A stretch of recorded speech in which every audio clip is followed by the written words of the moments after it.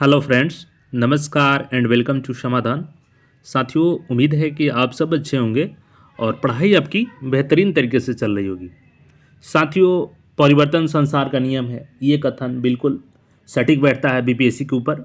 और बीपीएससी भी लगातार परिवर्तन के दौर से गुजर रहा है।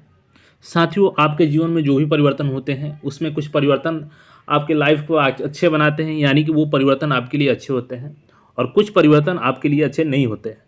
तो लगातार बीपीएससी में भी कुछ बदलाव किए जा रहे हैं, सतत प्रक्रिया है ये बदलाव की, और काफ़ी हद तक बीपीएससी में सुधार भी हुआ है। और इसी प्रक्रिया के तहत एक और बड़ा बदलाव किया गया है बीपीएससी में, जिसको कि हम लोग आज देखने वाले हैं। और आज ये अपडेट आया है बीपीएससी की तरफ से। तो थोड़ा सा हम लोग पीछे जो अभी सुधार किए गए हैं उसके बारे में देख लेते हैं, जो 68वीं में इम्प्लीमेंट किया गया, ताकि आपको 69वीं में उसको प्रॉब्लम फेस ना करना पड़े। वो चीज़ों को हम लोग यहाँ पे देख लेते हैं। तो सबसे पहले तो साथियों, अभी इस बार पहली बार निगेटिव लगाया गया था, और निगेटिव उसके बाद से जो आपका है ई ऑप्शन बोला गया था कि हटाने के लिए, कि 69वीं से हटा दिया जाएगा। हालांकि उस पर अभी क्लैरिफिकेशन नहीं आया है। अभी आयोग का कहना है कि उस पर हम अभी सबसे सहमति लेंगे। लेकिन इस बार जो ई ऑप्शन था 68वीं में, उसमें काफ़ी परिवर्तन देखने को मिला। हम लोग जो आज का बदलाव है इसको तो देखेंगे ही। सबसे पहले जो इस बार ई ऑप्शन के साथ में कुछ परिवर्तन किया गया था उसको देख लेते हैं। देन इसको जो आज का बदलाव है उसको समझने की कोशिश करते हैं। जैसे यहाँ पे देखेंगे साथियों, तो जो इस बार का ये 68वीं का क्वेश्चन था और इसका 68 नंबर क्वेश्चन देखेंगे, तो यहाँ पे ये देख सकते हैं आप लोग। मैं आपको दिखा दूँ जो इस बार का ऑप्शन था। तो यहाँ पे देखेंगे, ये जैसे क्वेश्चन 68 नंबर है, किसने चंपारण सत्याग्रह के दौरान बिहार में गांधी जी की जान बचाई थी। अब यहाँ पे आपको ऑप्शन दिया गया था, ए में दिया गया था ऑप्शन, बी दिया गया था, सी दिया गया था, डी दिया गया था और ई। मतलब कि जब 67वीं में भी ई ऑप्शन था, लेकिन 68वीं में भी ई ऑप्शन। लेकिन परिवर्तन कहाँ पे है साथियों, जो आपका ये 4 ऑप्शन होते थे ये तो आंसर होते ही थे, और डी ऑप्शन में जो ये आपका दिया गया है इस बार उपयुक्त में से एक से अधिक, ये ऑप्शन यहाँ पे स्लैश दे करके इसी में ई में ही रहता था। इसका नतीजा ये होता था कि अगर इनमें से एक से अधिक आंसर है तो भी कोई कैंडिडेट मारेगा तो उसका सही हो जाएगा। अगर उनमें से कोई सही नहीं है तो भी कोई कैंडिडेट मारता है तो ई ऑप्शन ही सही होगा। यानी 2 कैंडिडेट का आंसर ई ऑप्शन होता था, और दोनों का आंसर अलग अलग होते हुए भी दोनों का एक ही क्वेश्चन सही हो जाता था। तो इस बार जो परिवर्तन किया गया ये मतलब कि ई ऑप्शन हटाया तो नहीं किया 68वीं में, लेकिन एक बेहतरीन ऑप्शन किया गया कि जो डी और ई है इसको डिस्टिंग्विश किया गया, दोनों ऑप्शन को अलग अलग किया गया, ताकि वहाँ से छात्र जिसका है कि एक से अधिक आंसर होगा वो अपना अलग करेगा, जिसका एक से अधिक नहीं है वो अलग करेगा। तो ये तो हो गया ई ऑप्शन के बारे में। अब जो आज का परिवर्तन है उसको हम लोग देख लेते हैं। तो यहाँ पे देखेंगे साथियों, ये अतुल प्रसाद जी चेयरमैन जो बीपीएससी के हैं, 1 घंटे पहले इन्होंने ट्वीट किया, this is just to clarify that in a multiple paper exam of BPSC one can answer each paper in different language, English, Hindi, Urdu, but within a paper all the questions must be answered in the same language.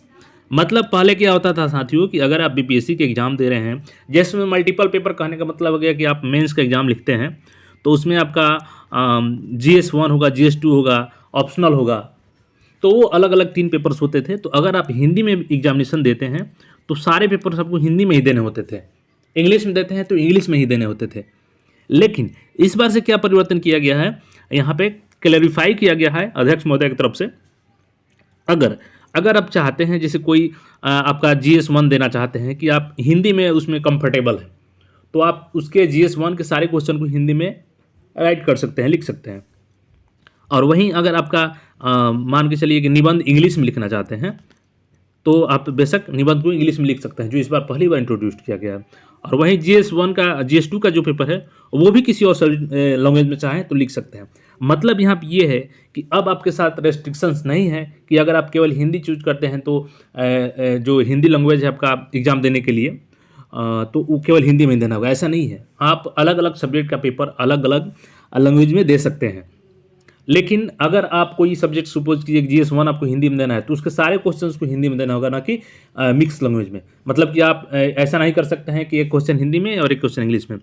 एक proper subject का पूरा question आपको एक language में करना होगा, वही दूसरे का आप दूसरे लैंग्वेज में दे सकते हैं।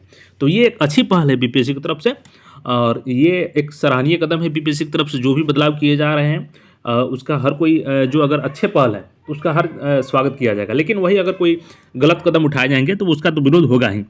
और इस बार जो बीपीएससी की तरफ से एक और अपडेट दिया गया था, मैंने आपको बताया ही था कि इस बार जो होगा कंबाइंड पीटी लिया जाएगा, यानी कि बीपीएससी 69वीं का जो एग्जामिनेशन होगा 30 सितंबर को, तो उसमें अब ये होगा कि अगर आप एक पीटी दे देते हैं, उसमें क्वालिफाई करते हैं, तो अन्य जो बीपीएससी की एग्जाम्स होती हैं उसी के आधार पर आपका उसमें से कट ऑफ निकाला जाएगा और केवल आपको उस एग्जाम का मेंस देना रहेगा अगर आप कट ऑफ पार कर लेते हैं, यानी कि मल्टीपल आपको पीटी में अपीयर नहीं होना पड़ेगा बीपीएससी के लिए एक साल में। तो ये एक बेहतरीन कदम है बीपीएससी की तरफ से, और ये आज का अपडेट था कि डिफरेंट लैंग्वेज में आप पेपर दे सकते हैं। तो बाकी अपडेट के लिए चैनल पर नए हैं तो चैनल को जरूर सब्सक्राइब कर लें। जल्द ही बीपीएससी के अन्य अपडेट के साथ में मिलते हैं, तब तक के लिए चैनल पर बने रहें। धन्यवाद।